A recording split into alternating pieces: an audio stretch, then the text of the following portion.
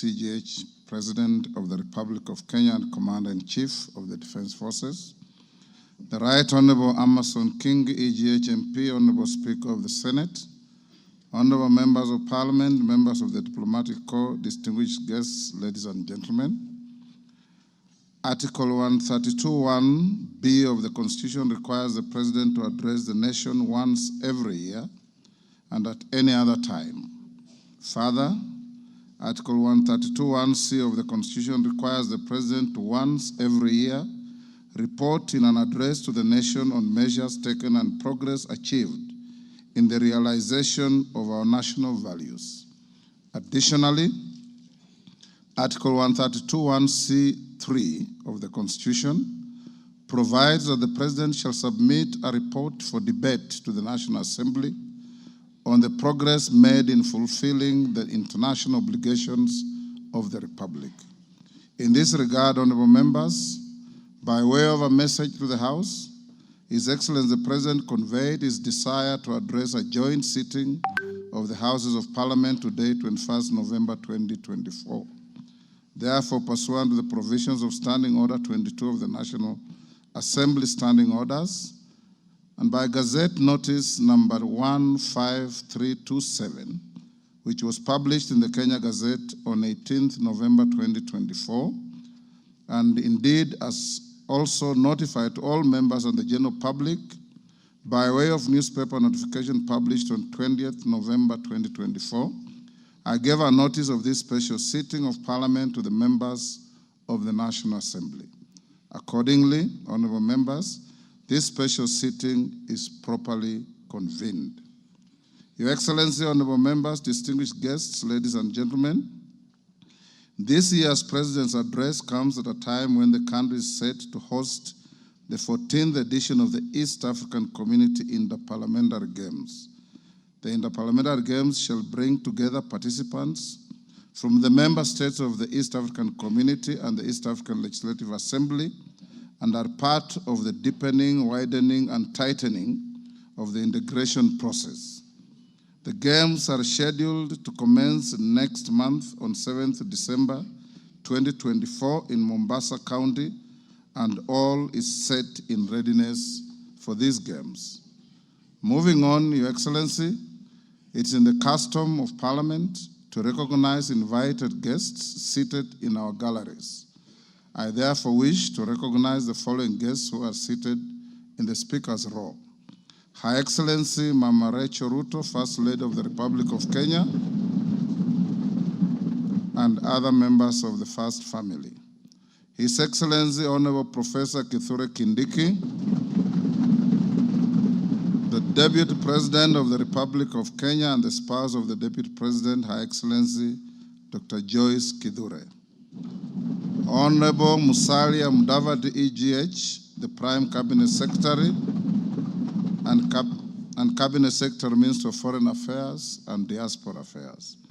Your Excellency, honorable members, also present in the Speaker's row this afternoon are the Honorable Lady Justice Philomena Mbete Mwilu, MGH, Deputy Chief Justice and Vice President of the Supreme Court. She's accompanied by Honorable Justice Mohammed K. Ibrahim and Justice William Ouko, judges of the Supreme Court of Kenya. Also accompanying the Deputy Chief Justice are Honorable Justice Oscar Angote, presiding judge of the Environment and Land Court, Honorable Lady Justice Jemima Wanza Kelly, judge of the Employment and Labor Relations Court. We are also honored to have in our midst the immediate former speakers of the Houses of Parliament, the Honorable Justin Bedan Njoka Muturi, EGH, the Cabinet Secretary for Public Service and Human Capital Development, the Honorable Kenneth Marende, EGH, the Honorable Kenneth Makelo Lusaka, EGH, the current Governor of Bungoma County, Honorable Ekwe Ethro, and additionally, we also are pleased to be hosting a delegation visiting our Parliament from the Republic of the Gambia. Your Excellency, allow me to also recognize the chairperson of the Council of Governors, who is also the governor of Wajir County, the Honorable Ahmed Abdullahi, and the Honorable Johnson Sakaja, governor of the city of Nairobi County. May I also accord special recognition to all cabinet secretaries present, and particularly acknowledge 4 of them who are former ranking members of the Houses of Parliament, namely Aden Duale EGH,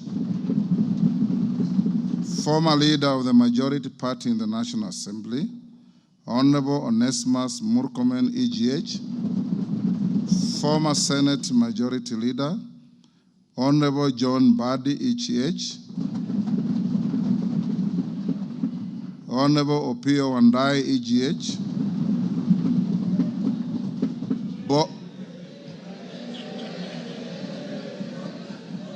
both former leaders of the minority in the National Assembly.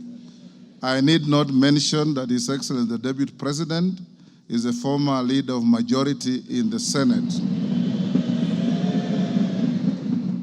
I also acknowledge the presence of Mr. Felix Kosgei, Chief of Staff and Head of the Public Service, Principal Secretaries, members of the Diplomatic Corps, and heads of constitutional commissions and independent offices and state corporations present. They are all welcome to the House of Parliament.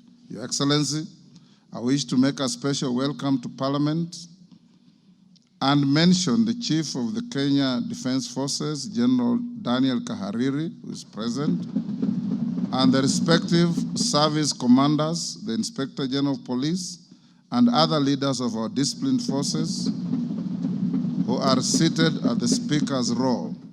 Parliament is grateful for your distinguished service to our great nation. To all invited guests, we say, Karibuni sana kwa bunge letu.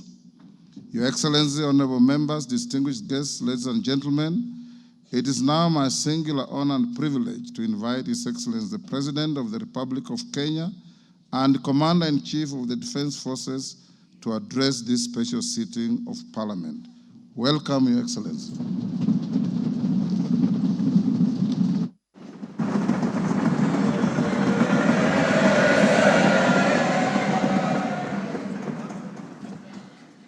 Thank you very much, Mr. Speaker. The Honorable Speakers of Parliament, the Honorable Members, distinguished ladies and gentlemen, I'm honored to address you today in the fulfillment of the mandate vested in me under Article 1321C of the Constitution to report to you and to the people of Kenya on the measures we have taken and the progress we have made in realizing our national values and principles of governance, and to submit to you, honorable members, the progress made in fulfilling our international obligations.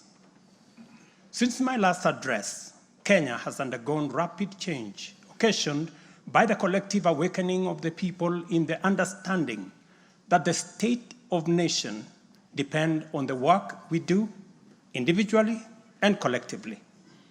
This realization extends not only to what we choose to undertake, but also to how we go about securing careers, livelihoods, and contributing to the grand enterprise of nation building.